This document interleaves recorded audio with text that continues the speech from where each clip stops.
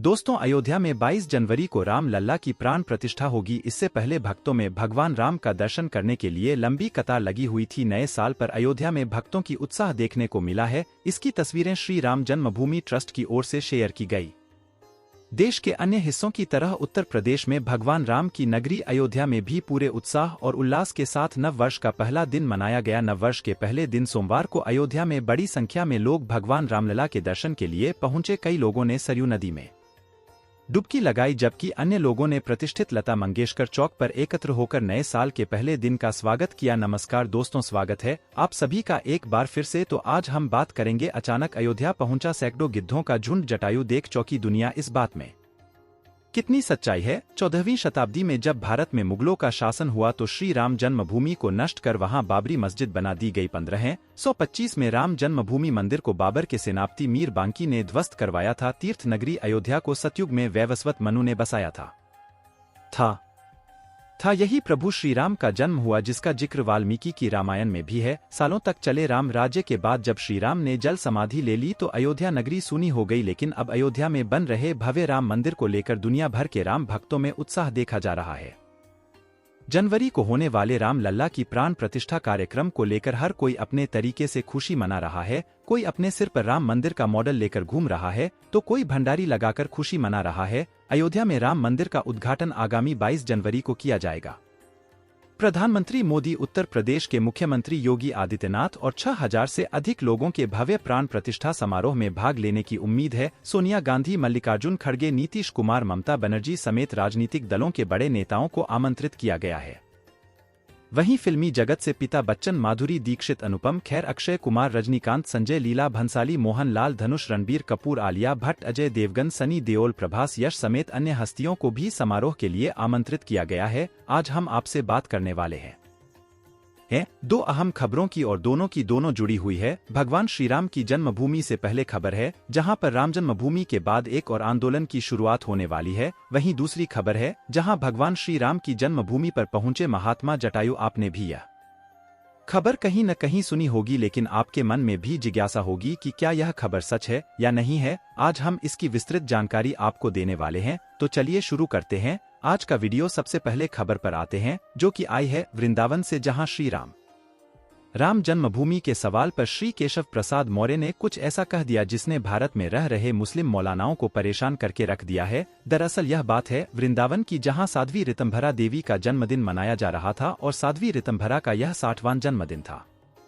इस पर 3 दिवसीय कार्यक्रम था। यहाँ पर देश के गृह मंत्री अमित शाह जी को भी आना था, लेकिन खराब मौसम के चलते वह नहीं आ पाए। इसी बीच में केशव प्रसाद मौर्य जी से एक सवाल पूछा जाता है, जिसका जवाब वह ऐसा देते हैं कि भारत में एक हलचल शुरू हो जाती। केशव प्रसाद मौर्य उत्तर प्रदेश के डिप्टी सीएम है। इस मौके पर जब डिप्टी सीएम से यह सवाल किया गया कि श्री राम जन्मभूमि के बाद अब क्या होगा, उन्होंने जवाब दिया कि राम मंदिर बन गया है, अब श्री कृष्ण जन्मभूमि की तैयारी की जा रही है। 22 जनवरी को अपने गांव, अपने शहर को अयोध्या और अपने घर को श्री राम मंदिर समझकर आप सभी लोग दिवाली मनाएं। यानी कि केशव प्रसाद मौर्य जी ने यह बात कह दी है कि अब राम मंदिर के बाद बारी है श्री कृष्ण जन्मभूमि की, जिसको लेकर देश भर में आंदोलन शुरू भी किया जा चुके हैं और सबको इंतजार है 22 जनवरी का। जब 22 जनवरी को भगवान श्री राम की प्राण प्रतिष्ठा की जाएगी, उसके बाद यह अंदाजा लगाया जा रहा है कि श्री कृष्ण जन्मभूमि की मुक्ति की तैयारी भी शुरू हो जाएगी, क्योंकि डिप्टी सीएम केशव प्रसाद मौर्य ने यह कहा है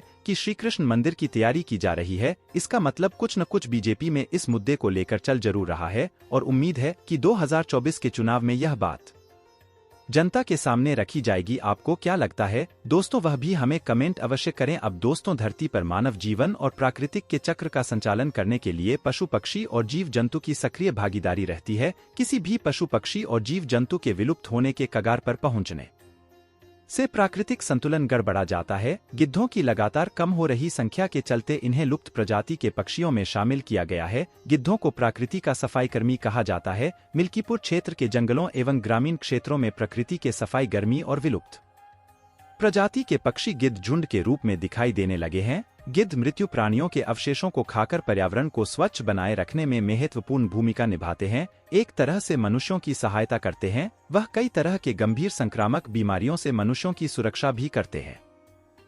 प्राकृतिक वातावरण में भी गिद्ध महत्वपूर्ण भूमिका का निर्वाह करते हैं। एक अद्भुत खबर आ रही है अयोध्या से कि पता लग रहा है कि अयोध्या में महात्मा जटायु पहुंच चुके हैं। दोस्तों, आपको याद होगा कि सन 2000 के बाद से कहीं भी गिद्ध दिखाई नहीं देते थे और अचानक 23 साल बाद अयोध्या नगरी में गिद्धों का झुंड पहुंच गया है। लोग कह रहे हैं कि यह साक्षात जटायु है जो भगवान श्रीराम के मंदिर की प्राण प्रतिष्ठा में शामिल होने के लिए आए हैं। दोस्तों, अयोध्या से जटायु जी के प्रवेश की यह खबर जैसे ही लोगों को मिली, यह ट्विटर पर वायरल हो गई। बड़े बड़े सेलिब्रिटीज इसको लेकर ट्वीट करते हुए दिखे। इसके अलावा बड़े बड़े यूट्यूबर भी इस पर वीडियो बना रहे हैं। मीडिया भी कवरेज करने के लिए अयोध्या पहुंच चुकी है, क्योंकि यह अपने आप में बड़ी खबर है कि जटायु जी अयोध्या पहुंच चुके हैं। आप में से ज्यादातर लोगों ने यह देखा होगा कि पिछले कई दशकों से गिद्ध हमें भारत में देखने को नहीं मिलते, लेकिन अचानक इनका पूरे भारत में और कहीं नहीं सिर्फ एक जगह पर देखना, ये किस ओर इशारा कर रहा है? आखिर क्यों यह गिद्धों के बड़े बड़े समूह अयोध्या पहुंच रहे हैं? लोग यह कहने लगे थे कि अब गिद्ध केवल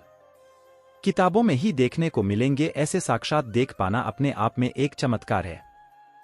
वह भी अयोध्या में राम मंदिर की प्राण प्रतिष्ठा होने जा रही है। यह अपने आप में एक चमत्कार है। जहां तक जटायु का सवाल उठता है तो जटायु का रामायण में जिक्र मिलता है कि महाराज दशरथ के मित्र थे। देवासुर संग्राम में उन्होंने महाराज दशरथ का साथ दिया था और उसके बाद जब माता सीता का हरण हुआ तो उस समय जटायु ने जब देखा कि रावण माता सीता को लिए हुए आसमान में चला जा रहा है पुष्पक विमान पर, तो जटायु ने पूरी कोशिश की माता सीता को बचाने की। आसमान में जटायु उड़ते हुए पहुंचे और रावण से युद्ध हुआ। जटायु का अंत में रावण ने तलवार से एक पंख काट दिया, जिस कारण से जटायु नीचे पृथ्वी पर आ गिरे। बाद में जब भगवान राम उनके समीप पहुंचे तो उन्होंने कराहते हुए जटायु को देखा तो उन्होंने हे तात कहकर संबोधन किया। जटायु जी ने श्री राम को सारी कहानी बताई कि माता सीता को रावण लेकर गया है। भगवान राम ने यह भी कहा कि हम को अमर कर देते हैं, लेकिन जटायु ने कहा कि नहीं, मुझे अमृता नहीं चाहिए, मुझे ऐसा समय दोबारा नहीं मिलेगा। अभी आप हमारे सामने हैं। मैं कितना भाग्यवान हो कि आपके हाथ में, आपके सामने हमारे प्राण निकल रहे हैं।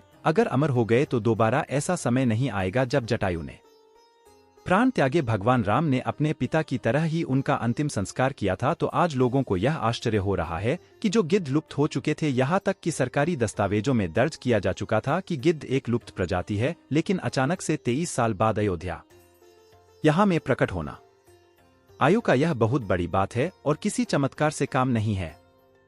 वासी भी ऐसा मान रहे हैं, यानी कि जिस प्रजाति के बारे में यह दुनिया यह मान बैठी है कि यह प्रजाति अब दुनिया में एडजस्ट ही नहीं करती, लेकिन भगवान श्री राम की महिमा ऐसी है कि जैसे ही मंदिर की प्राण प्रतिष्ठा की शुभ घड़ी आई, न जाने कहां से जटायु महाराज स्वयं साक्षात अयोध्या में प्रकट हो गए। भगवान की महिमा अनंत है, उसको यह क्या सरकार, क्या दुनिया, क्या वैज्ञानिक कोई नहीं जान सकता। आज जटायु जी का अयोध्या में आना या वैज्ञानिकों को भी चुनौती देता है, उन नास्तिकों को भी चुनौती देता है और भारत में कन्वर्ट हो चुके हैं उन कट्टरपंथियों को चुनौती देता है जो यह कह रहे हैं कि भगवान श्री राम का मंदिर हम एक न एक दिन गिरा देंगे जब हमारी सत्ता आएगी। अरे मूर्खो, जब स्वयं 33 कोटि देवता सूर्य नाग किन्नर यक्ष गंधर्व भगवान श्री राम के इस मंदिर की रक्षा का प्रण ले चुके हैं, तो तुम क्या, तुम्हारी आने वाली 1000 पीढ़ियां भी इस मंदिर का कुछ नहीं बिगाड़। दोस्तों, इस खबर ने पूरे भारत में तहलका मचाया हुआ है। न सिर्फ भगवान श्री राम को मानने वालों में, बल्कि जो भगवान श्री राम को गाली भी देते हैं वह भी मजबूर हो गए हैं भगवान श्री राम की महिमा मानने को। यहाँ एक चीज कहना चाहेंगे, जो लोग